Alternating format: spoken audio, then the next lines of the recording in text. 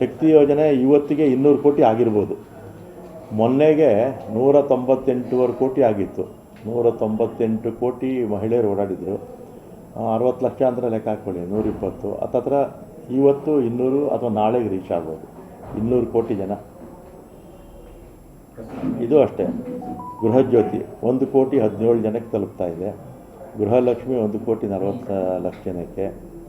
ಮತ್ತು ಅಕ್ಕಿ ಕೊಡಲಿಲ್ವಲ್ಲ ಕೇಂದ್ರ ಸರ್ಕಾರದವ್ರು, ಮೋಸ ಮಾಡಿಬಿಟ್ರಲ್ಲ, ಅವ್ರಿಗೆ ಪ್ರತಿ ತಲೆಗೆ 175 ರೂಪಾಯಿ ರೀತಿ 4.25 ಕೋಟಿ ಜನಕ್ಕೆ ಹೋಗ್ತಾ ಇದೆ.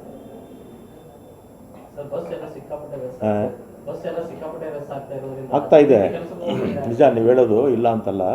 ಕಾರಣ ಏನಂದರೆ 80 ಲಕ್ಷ ಜನ ಓಡಾಡ್ತಾ ಇದ್ದಿದ್ದು ಒಂದೇ ಸಲ 1 ಕೋಟಿ ಜನಕ್ಕೆ ರೀಚ್ ಆದರು. ಹಿಂದೆ 4 ವರ್ಷದಲ್ಲಿ ಬೊಮ್ಮಾಯಿಯವರು, ಯಡಿಯೂರಪ್ಪ ಅವರು ಒಂದು ಬಸ್ಸು ತೊಗೊಂಡಿರಲಿಲ್ಲ, ಎಕ್ಸೆಪ್ಟ್ BMTCನಲ್ಲಿ ಮಾತ್ರ ಎಲೆಕ್ಟ್ರಿಕ್ ಬಸ್ಸಸ್ ಬಂದಿತ್ತು. ಇನ್ನು 3 ಕಾರ್ಪೊರೇಷನಲ್ಲಿ ಒಂದು ಬಸ್ಸು ತೊಗೊಂಡಿರಲಿಲ್ಲ. ಆಮೇಲೆ 14,000 ಜನ ರಿಟೈರ್ಡ್ ಆಗಿದ್ದರು. ಒಂದು ರಿಕ್ರೂಟ್ಮೆಂಟು ಮಾಡಿರಲ್ಲ. 2016ರಲ್ಲಿ ನಾನು ಇದೇ ಇಲಾಖೆ ಮಂತ್ರಿ ಆಗಿದ್ದಾಗ ರಿಕ್ರೂಟ್ಮೆಂಟ್ ಮಾಡಿದ್ದೆ ಲಾಸ್ಟು. ಈಗ 9,000 ಜನ ರಿಕ್ರೂಟ್ಮೆಂಟ್ ಮಾಡ್ತಾಯಿದ್ದೀವಿ.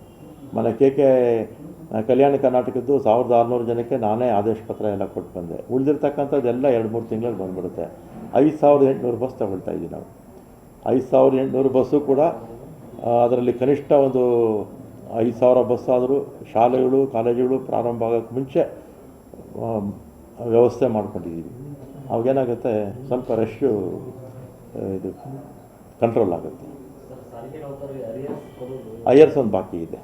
ಕಾರಣ ಏನಂದರೆ 5,200 ಕೋಟಿ ಸಾಲ ಇಟ್ಬಿಟ್ಟು ಹೋಗ್ಬಿಟ್ರು ಬೊಮ್ಮಾಯಿಯವರು, ಯಡಿಯೂರಪ್ಪ ಅವ್ರ ಕಾಲದಲ್ಲಿ. 5,200 ಕೋಟಿ ಸಾಲ ಇಟ್ಟೋಗಿರೋದ್ರಿಂದ ಐಯರ್ಸ್ ಅಲ್ಲಿ ಬಾಕಿ ಇದೆ. ಈಗ ಅದನ್ನು ತೀರಿಸ್ಬೇಕು.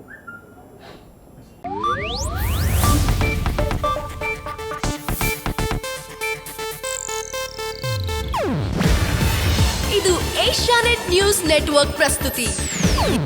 ನೀವು ನೋಡ್ತಿದ್ದೀರಾ ಏಷ್ಯಾನೆಟ್ ಸುವರ್ಣ ನ್ಯೂಸ್.